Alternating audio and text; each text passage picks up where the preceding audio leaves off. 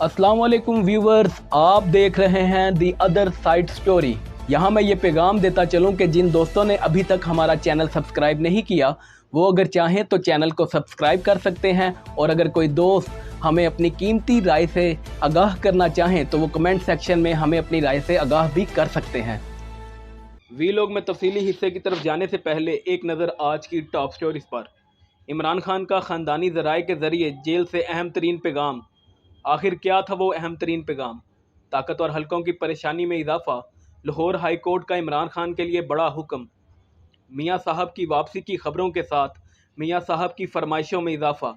नून league किस खुशफहमी का शिकार है? पंजाब भर के साजा क्यों सरापा एहतजाज? आखिर पंजाब की निगरान हुकूमत साबित क्या करना चाहती है? अब चलते हैं वीलॉग में तफसीली तजिए की तरफ, और यहाँ बात करते हैं पाकिस्तान तहरीक इंसाफ के चेयरमैन इमरान खान ने जो है अडयाला जेल से अपने कारकुनान के लिए, अवाम पाकिस्तान के लिए एक अहम तरीन पैगाम हमारे तक पहुँचाया है।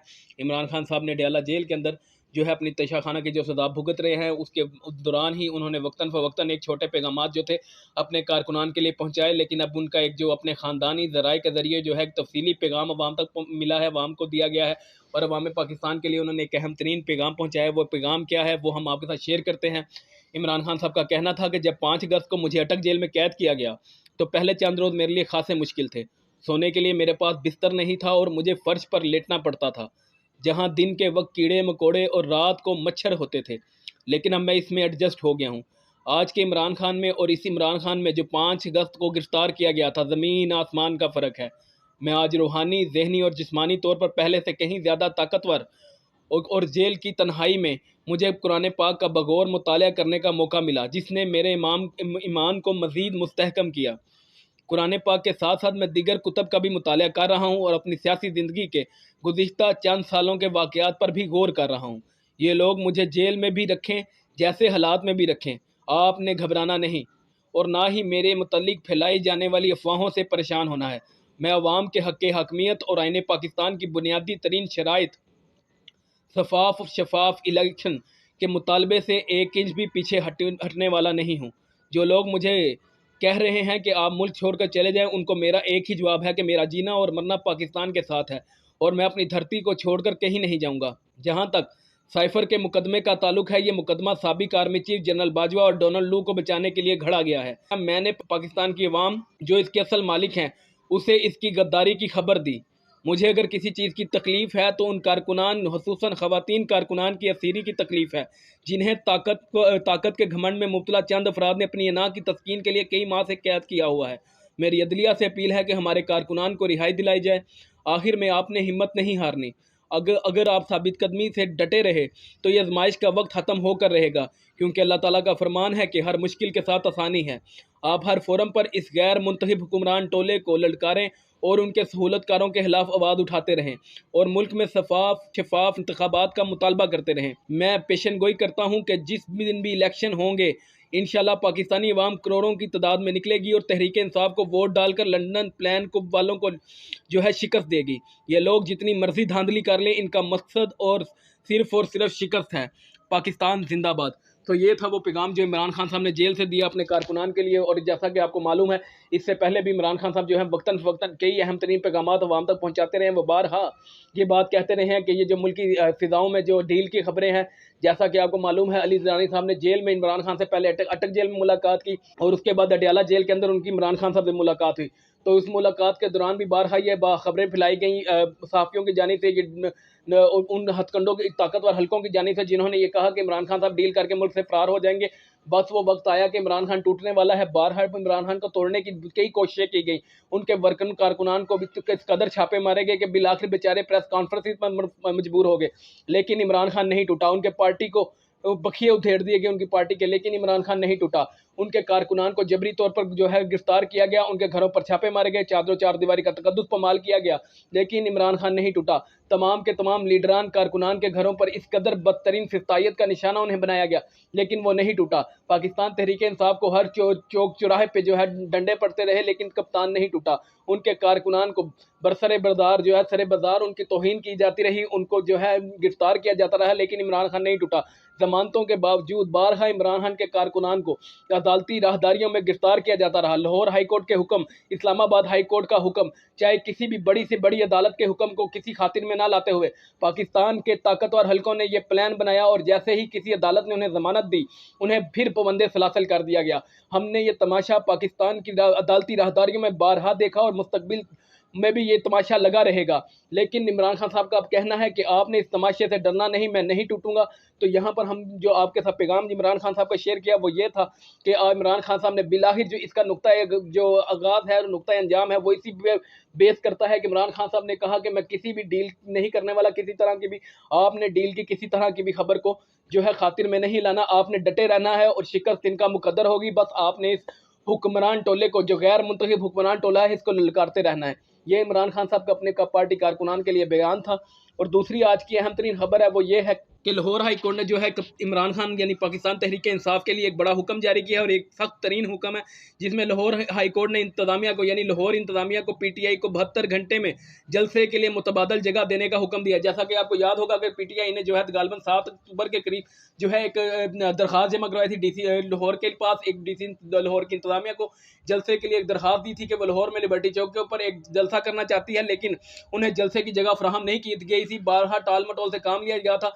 अदालती इंतजामिया के ऊपर ये शदीद प्रेशर था कि आपने पाकिस्तान तहरीक इंसाफ को किसी भी सूरत जो है जलसे की जगह मुहैया नहीं करनी, उनको जलसा करने नहीं देना। तो ऐसा ही देखा गया कि लाहौर की इंतजामिया ने इस कदर जो है हथकंडे इस्तेमाल किए कि पाकिस्तान तहरीक इंसाफ को किसी भी सूरत जलसा ना करने दिया गया। उनके जो जलसे की मुहैया करना थी जलसे की जगह वो भी मुहैया ना की गई। तो हमने ये देखा कि उसके बाद लाहौर हाई कोर्ट में जो है पाकिस्तान तहरीक इंसाफ ने एक पटिशन फाइल की, जिसमें उन्होंने ये प्ली ली कि हमें जलसे की जगह फराहम की जाए। तो लाहौर हाई कोर्ट ने आज एक सख्त तरीन हुक्म जारी किया है और वो हुक्म यूँ है कि लाहौर हाई कोर्ट ने इंतजामिया को PTI को 72 घंटे में जलसे के लिए मुतबादल जगह देने का हुक्म दे दिया। अगर मुतबादल जगह पर भी जलसे की इजाज़त नहीं होगी तो फिर कोई सियासी जमात जलसा नहीं करेगी। इसका पस मंज़र आपको बताते चलते हैं कि जैसा कि आपको याद होगा कि मियां नवाज शरीफ साहब की वापसी के वक्त पाकिस्तान मुस्लिम लीग नवाज ने यह प्लान बना रखा है कि 21 अक्टूबर को मीनार पाकिस्तान के ऊपर एक अजीम शान जलसा होगा। मियाँ साहब जो है लाहौर एयरपोर्ट पर उतरेंगे और उसके बाद अपने कारकुनान के हमरा जो है मीनार पाकिस्तान जाएंगे और वहाँ पर एक अजीम शान जलसे से मियां नवाज शरीफ साहब खिताब करेंगे। लेकिन उसके बाद देखा यह गया कि अब जब पाकिस्तान तहरीक इंसाफ ने 17 अक्टूबर को गालमन 18 अक्टूबर के लिए लाहौर में जलसे की जगह मांगी तो उनको टाल मटोल से काम लिया गया। पहले तो टाल मटोला गया, फिर उसके बाद जो है उन्हें बिल्कुल ही इनकार कर दिया गया, एक साफ इनकार उनके मुंह पर दे मारा गया।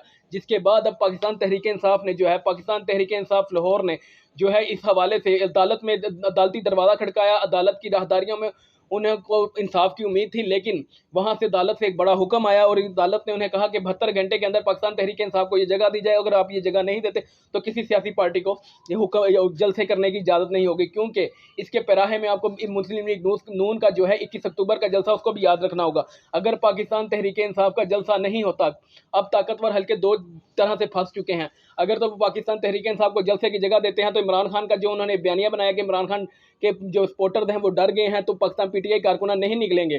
तो अगर जलसा होता है तो PTI कारकुनान तो इस तरह निकलेंगे, ताकतवर हल्कों के लिए एक बड़ा मसला फिर से खड़ा हो जाएगा। लेकिन अगर वो जलसे की जगह नहीं देते तो मियाँ साहब जिनकी आमद के लिए पूरा एक स्टेज सजाया गया है वो तो स्टेज धरे का धरा रह जाएगा। लाहौर हाईकोर्ट ने ताकतवर हल्कों को इसलिए भी परेशानी में डाल दिया। अब देखते हैं कि आने वाले वक्तों में पाकिस्तान तहरीक इंसाफ के लिए क्या रास्ता निकलता है। लेकिन फिल वक्त यहाँ पर हमें ये पता चल रहा है कि अगर लाहौर की इंतजामिया को शदीद मुश्किलात हैं। एक ताकतवर हल्कों का प्रेशर कि लाहौर में जलसा करने नहीं देना, और दूसरी तरफ मियाँ साहब का जलसा जिसके लिए तमाम माहौल बनाया गया है। अब देखते हैं पाकिस्तान तहरीक इंसाफ को जलसे की जगह मिलती है या नहीं मिलती। इस हवाले से आपको मजीद भी अपडेट करते रहेंगे।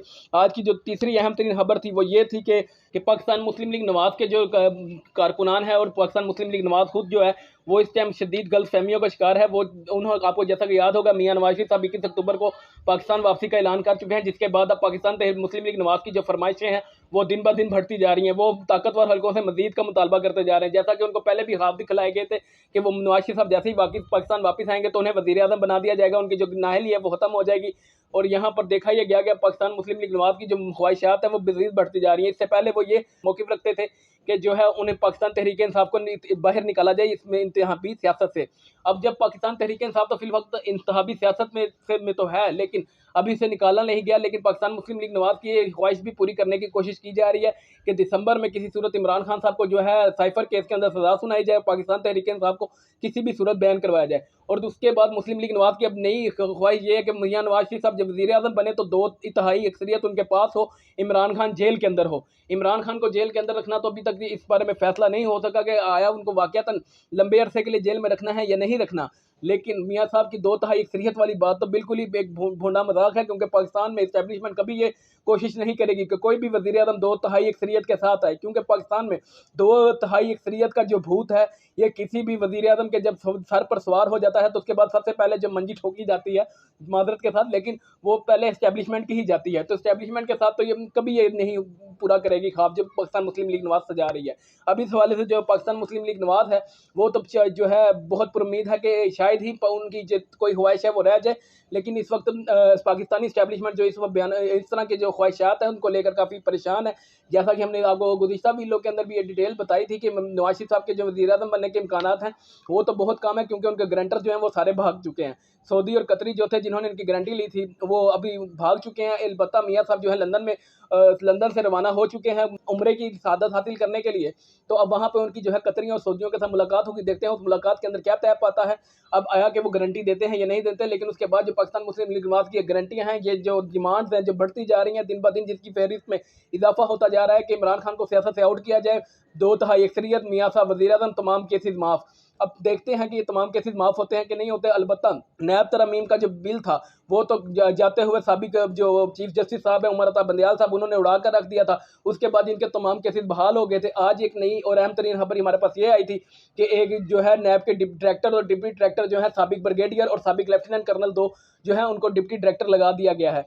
अब देखते हैं कि नैब के आने वाले हालात किस तरह होते हैं। इससे पहले भी जो नैब के चेयरमैन है वो भी एक गालबन एक मुक्तदर हलकों के रहनुमा है, जो ताकतवर हलकों के एक नुमाइंदे हैं जो नैब के इस वक्त चेयरमैन है। अब आने वाले वक्तों में वो ये तमाम नैब के अंदर क्या सूरत हाल बनती है, नैब केसेस को किस तरह आगे लेकर चलते हैं, इस हवाले से कहना भी मुश्किल है। आज की आखिरी तरीन खबर जो है हमारे पास वो नहायत अहम है। पंजाब भर के जो सादा कराम है वो इस वक्त शदीद एहतजाज कर रहे हैं। पाकिस्तान के अंदर पंजाब के अंदर एक सूरत हाल पाई जा रही है कि सादा को लेकर सादा के एहतजाज कर रहे हैं। पाकिस्तान के तलबा जो है वो एहतजाज कर रहे हैं और देखा यह जा रहा है कि शदीद इंतशार पाया जा रहा है। आज भी दिन भर तालाबंदी रही, तो कल सरकारी स्कूल जो थे वो तालाबंदी का शिकार रहे। क्यों रहे, आपको इसकी दो वजूहात बताते हैं। पहली जो वजह है वो है पेंशन का मामला। पंजाब के सादा जो हैं जिन्होंने अपनी तमाम ज़िंदगी जो है इस पेशे मुकद्दस पेशे के लिए सर्फ की, जिन्होंने दिन रात लगाकर बड़े से बड़े नाम पैदा किए, आज उनके जो बड़े नाम पैदा किए हुए नाम थे जिनको उन्होंने पढ़ाया था वो उनके हक को गसब करना चाह रहे हैं। उनकी जो पेंशन हुकूमत की जानिब से मिलनी थी उस पर कदगन लगाना चाह रहे हैं। और यहाँ पर देखा यह गया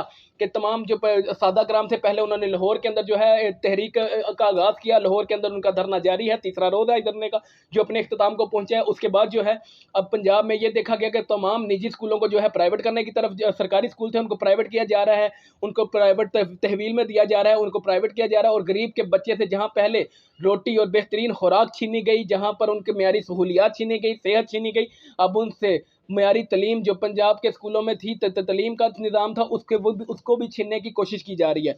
और अब यहाँ पर पंजाब हुकूमत जो है वो न जाने क्या करना चाह रही है। ये ना तो वोट अवाम के वोटों से आई है, ना ही इसको अवाम की सपोर्ट हासिल है, लेकिन ये ऐसे फैसले मुस्तकिल करती जा रही है जिसको इसको बाद में भुगतना पड़ेगा। पंजाब की निगरान हुकूमत इस वक्त बदमाशा बन चुकी है और पूरे की तरह पूरी की पूरी जो है सिस्टम को नकारा बनाने की तरफ जा रही है। इसने तमाम के तमाम स्कूल जो सरकारी थे उनको प्राइवेट करने जा रही है। अब हमें बताइए कि जो बच्चा 200 फीस देता है और वो फीस भी वो मुश्किल दे पाता है, वो किस तरह पंजाब में अपनी 2 प्राइवेट स्कूल हो जाएगा तो 2600, 2200, 3000, 4000, 5000 की फीस जमा करवाएगा। क्या पंजाब की जो इंतज़ामिया है, जो पंजाब की निगरान हुकूमत है, उसको इस फैसले का इदराक है कि वो क्या करने जा रही है?